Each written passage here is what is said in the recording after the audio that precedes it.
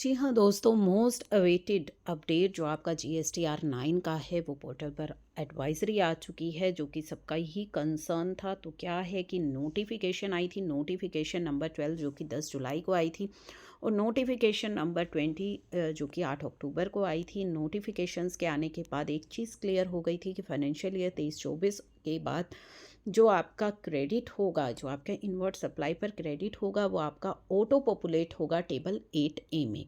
ठीक है, और कहाँ से ऑटो पॉपुलेट होगा? आपकी 2B से।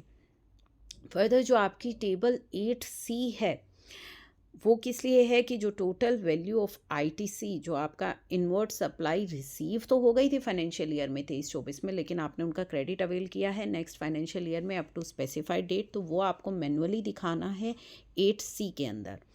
8A तो आपकी ऑटो पॉपुलेट हो जाएगी। तो काफ़ी सारी टिकट्स यहाँ पे आई थी कि मिस मैच हो रहा है आपकी 8A और 8C में फॉर द फाइनेंशियल ईयर 23-24, क्योंकि 23-24 से पहले तो जो 22-23 था उसमें आपकी टेबल 8A में जो वैल्यूज़ ऑटो पॉपुलेट होती थी वो होती थी 2A से।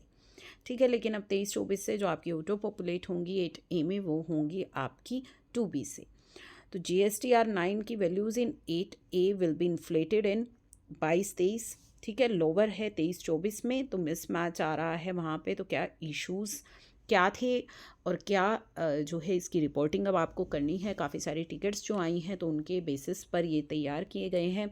Invoices having date of financial year 23-24 की इन्वॉइसेस हैं, बट सप्लायर ने रिपोर्ट किए हैं GSTR 1 after the due date of March 24। ठीक है, मार्च 24 के बाद अपलोड हुए हैं, तो as a result this amount is not auto populate, वो आपकी 8A में नहीं होंगे। ठीक है, क्योंकि वो नेक्स्ट ईयर का पार्ट बन गए हैं। तो इस तरह की ट्रांजेक्शन को आपको कैसे रिपोर्ट करना है, यानी कि वो इन्वॉइसेस तो 23-24 के हैं, लेकिन GSTR 1 में वो मार्च 24 के बाद हैं। तो इस तरह के जो रिपोर्ट करना है आईटीसी, वो आपको 8C में दिखाना है। And in table 13, as this is the ITC of financial year 23-24 के हैं, तो 8C टेबल 13 में आपको दिखाना है।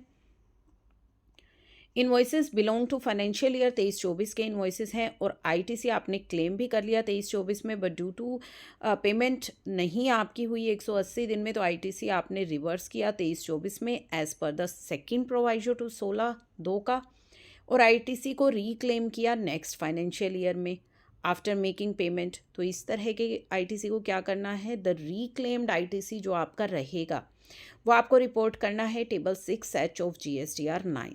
ठीक है, उसे 8C में नहीं करना। ITC belong to financial year 23-24 का आईटीसी है, बट गुड्स जो है आपको रिसीव नहीं हुए थे 23-24 में, देयरफॉर आईटीसी आपने क्लेम किया 4A5 ऑफ 3B में, और रिवर्स किया 4B2 में as per the guidelines of circular आया था 170, और फिर उस आईटीसी को नेक्स्ट ईयर में क्लेम किया क्योंकि गुड्स रिसीव नहीं हुए थे, लेकिन वो आईटीसी तो आपका 23-24 का था। ठीक है, नेक्स्ट ईयर आपने क्लेम कर लिया स्पेसिफाइड टाइम पीरियड में, तो उसको आपने इस रिक्लेम्ड आईटीसी को आपने दिखाना है 8C में। आईटीसी आपका है फाइनेंशियल ईयर 22-23 का, which is appearing in table 8, 23-24 की टेबल में आ रहा है 8A में। एज द सप्लायर ने वो रिपोर्ट किया था GSTR 1, जो उसने मार्च 23 के बाद फाइल करी होगी, क्योंकि पहले जो था 2A के बेसिस पर आ जाता था, लेकिन अब 2B के बेसिस पे आ रहा है, तो वो आपकी 8A में ऑटो पॉपुलेट होकर के आ रहा है 23-24 की। तो उसे आपको किस तरीके से रिपोर्ट करना है, this is the ITC of last year का वो आईटीसी है 22-23 का, ड्यू डेट के बाद फाइलिंग हुई थी, तो इस वजह से वो आपको दिखाई दे रहा है आपकी 8A में ऑटो पॉपुलेट हो रहा है। तो ये आपको 8C में रिपोर्ट नहीं करना है। तो इंस्ट्रक्शन नंबर 2A जो दी गई हैं GSTR 9 में, where to report the reclaim of ITC for invoice which belong to financial year 23-24 के हैं, which is claim, reverse and reclaimed in the same year। तो 23-24 वाले जो हैं, तो उसके लिए CBIC की एक प्रेस रिलीज आई थी 3 जुलाई 2019 को। पैराग्राफ के में बातें लिखी गई थी कि it may be noted that label in table 6H, जो आपकी टेबल 6H है वो क्लियरली बताती है कि जो इन्फॉर्मेशन है is exclusive of table 6B, therefore such credit is to be declared in one of the rows only. तो 6H में further as the claim and reclaim is reported in one row, therefore same should not be reported in reversal.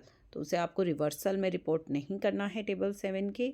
अगर same financial year में आपने claim किया, reverse किया और फिर reclaim कर लिया 23-24 में ही, तो उस आईटीसी को किस तरीके से दिखाना है। तो ये काफ़ी सारे कंसर्न रेज़ किए गए थे, टिकट्स रेज़ किए गए थे, जिनके बेसिस पर ये एडवाइजरी इशू की गई है कि ये जो इश्यूज़ अगर आप भी फेस कर रहे हैं कि तो किस प्रकार से आपको करेक्ट रिपोर्टिंग करनी है, और इसे शेयर ज़रूर कर दीजिएगा ताकि सबको ये इन्फॉर्मेशन मिले, टाइमली मिले, ताकि करेक्ट रिपोर्टिंग रहे आपकी GSTR 9 में और आगे चल कर के किसी तरह की कोई समस्या ना रहे। तो आई होप ये बहुत ही यूज़फुल वीडियो है आप सभी के लिए।